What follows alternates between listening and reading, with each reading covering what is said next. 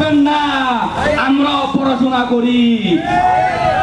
উপদেষ্টা আসিফ মাহমুদ সজীব ভুইয়া আরেকটি কথা বলেছেন যে জনতার মেয়র ইঞ্জিনিয়ার ইশরাক হোসেনকে আরেকটি কারণে যদি শপথ যদি পড়ান তাহলে নাকি আওয়ামী লীগের আমলে অবৈধ নির্বাচনকে বৈধতা দেওয়া হবে।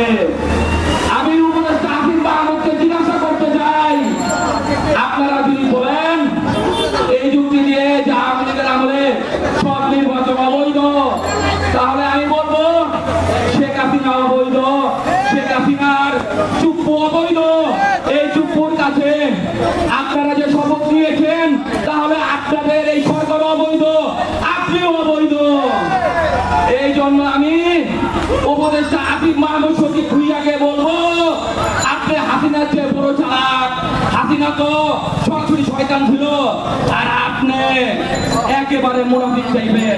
কারণ একদিক দিয়ে আপনারা আওয়ামী লীগকে নিষিদ্ধ করেন, আর একদিক দিয়ে একই নামের মাছ পালার মতো আওয়ামী লীগের প্রশাসন দিয়ে আপনারা চলছেন। এখন আমরা খবর পাই জায়গায় জায়গায় আওয়ামী লীগের লোকেরা প্রমোশন পায়।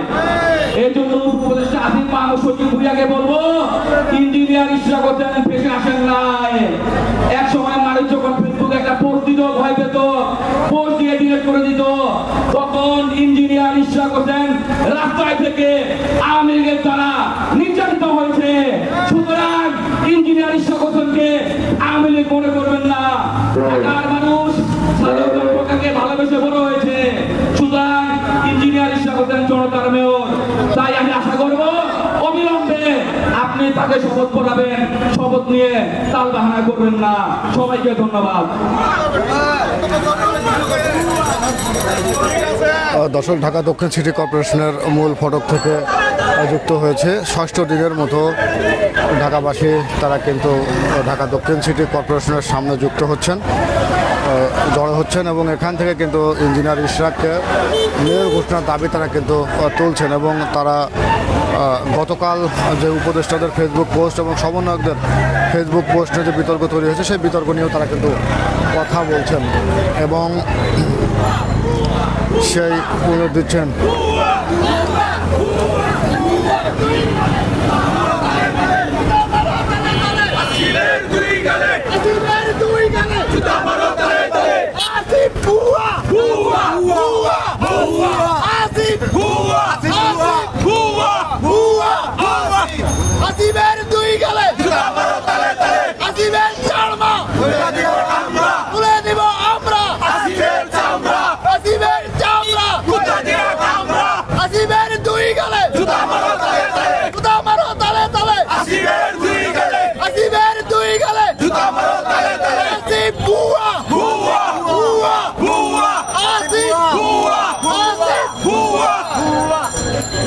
দর্শক, ঢাকা দক্ষিণ সিটি কর্পোরেশনের সামনে থেকে আপনারা যুক্ত হয়ে এখানকার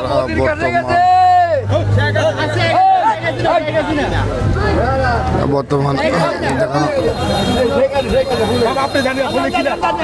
দেখানোর চেষ্টা করছি এখানকার ষষ্ঠ দিনের মতো এখানে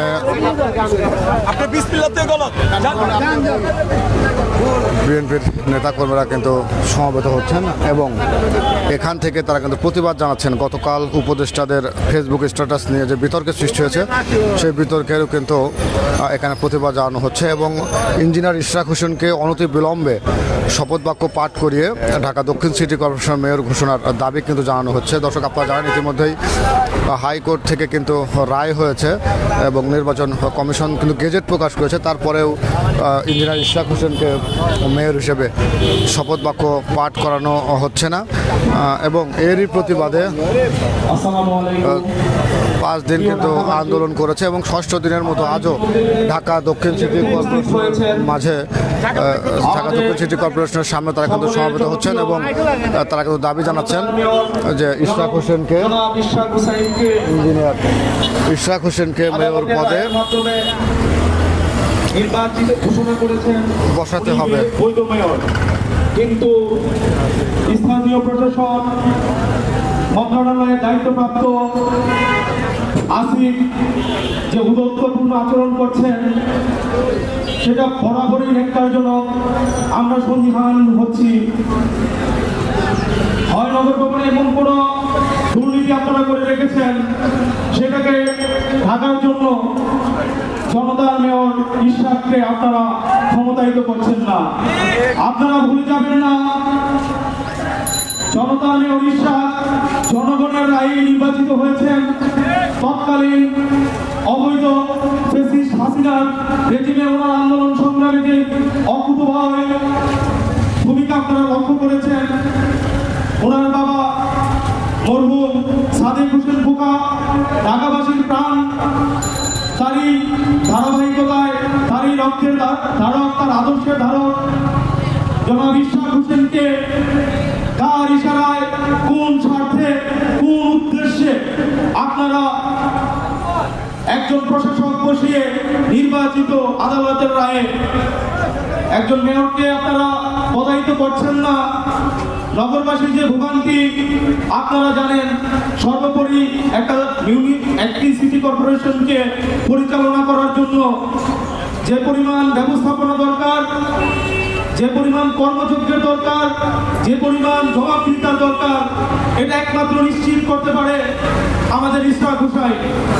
আমরা ঢাকাবাসী জেগে আছি, মনে রাখবেন আপনাদেরকে আমরা সুযোগ দিয়েছি, আপনাদেরকে আমরা অবকাশ দিয়েছি। এর মানে এই নয় আপনারা প্রত্যেকটা বিষয় পার পেয়ে যাবেন। আপনারা কথায় কথায় নির্বাচনকে প্রলম্বিত করছেন, আপনারা নানা তালবাহানা করছেন। এটার একটা সীমারেখা থাকা উচিত। আপনারা যদি সীমারেখা নিজেদেরকে নিজেরা অঙ্কন না করতে পারেন, আমরা জানি কিভাবে ক্ষমতার সীমারেখার টুটি ধরে চেপে রাখতে হয়। আমাদেরকে বাধ্য করবেন না, রাজপথে নেমে এসে আপনাদের চরিত্রকে উন্মোচন করে নোংরাভাবে। আপনারা জনতার কথা শুনুন, ঢাকাবাসীর কথা শুনুন, সারা বাংলাদেশের মানুষের কথা শুনুন। সেই কথার আওয়াজ যদি আপনাদের কর্ণে প্রবেশ করে থাকে, অতি অল্প সময়ের মধ্যেই ইশরাক ভাইকে শপথ বাক্য পাঠ করিয়ে আপনারা আমাদের প্রাণের দাবি জনাব ইশরাক হোসেনকে ঢাকার মেয়রের দায়িত্ব পালন করার সুযোগ দিবেন। এটা ঢাকাবাসীর প্রাণের দাবি। অন্যথায় আন্দোলন দিন দিন বৃহত্তর থেকে বৃহত্তর হবে। আপনারা কিন্তু আপনাদের মসনদ নিয়ে পালাতে পারবেন না শেষ পর্যন্ত। অতএব আপনাদের সুখবুদ্ধির উদয় হোক, এই প্রত্যাশায় ঢাকাবাসীর পক্ষ থেকে আজকের মতো আমি বিদায় নিলাম। আসসালামু আলাইকুম। ধন্যবাদ সকলকে।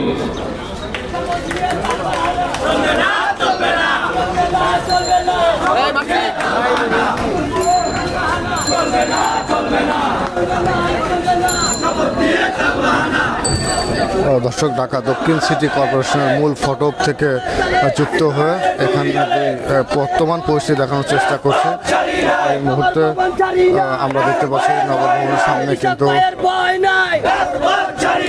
নেতাকর্মীরা সমাবেত হচ্ছে এবং তারা এখান থেকে ইশরাক হোসেনকে মেয়র হিসেবে শপথ বাক্য পাঠ করার দাবি তারা কিন্তু চলছেন।